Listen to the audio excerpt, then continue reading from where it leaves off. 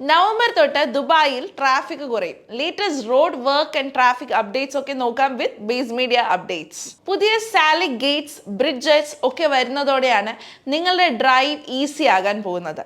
November ലാസ്റ്റോടെ 2 പുതിയ Salik Gates ആണ് വരുന്നത്. ബിസിനസ് ബേയിലും ഷെയ്ഖ് സയ്യിദ് റോഡിലുമാണ് പുതിയ സാലിക് ഗേറ്റ്സ്. ഷെയ്ഖ് സയ്യിദ് റോഡിലെ സാലിക് ഗേറ്റിന്റെ പേര് അൽ സഫ സൗത്ത് എന്നായിരിക്കും. ഇത് വരുന്നതോടെ അൽ മൈദാൻ, അൽ സഫ സ്ട്രീറ്റുകളിൽ നിന്ന് ഷെയ്ഖ് സയ്യിദ് റോഡിലേക്കുള്ള ട്രാഫിക് 42% ആണ് കുറയാൻ പോകുന്നത്. ഇതോടെ നിങ്ങളുടെ യാത്ര ഇനി മുതൽ സ്മൂത്തറും ഫാസ്റ്ററും ആകും എന്നതിൽ ഒരു ഡൗട്ടും വേണ്ട.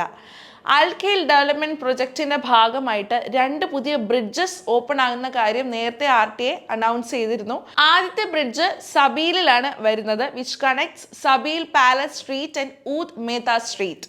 രണ്ടാമത്തെ പാലം വരുന്നത് അൽ ഖൂസ് 1-ലാണ്, connecting Al Meydan street to Al Khail road. Deira സൈഡിലേക്കുള്ള ട്രാഫിക് കുറയ്ക്കുന്നതിനായി ഒക്ടോബറിൽ 3 പുതിയ ബ്രിഡ്ജസും വരുന്നുണ്ട്.